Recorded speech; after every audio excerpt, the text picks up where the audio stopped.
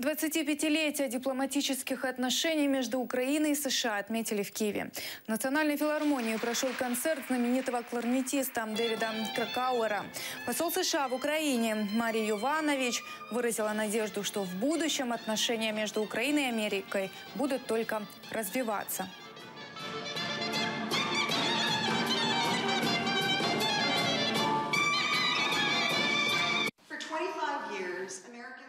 – 25 років американці та українці укладали свої сили і душу у те, щоб наші відносини були такими ж теплими, як і на початку. Сьогодні ми відзначаємо 25-річчя дипломатичних відносин у компанії всесвітньо відомого гостя – американського кларнетиста Девіда Кракауера. Уперше я приїхав до України у 1991 році.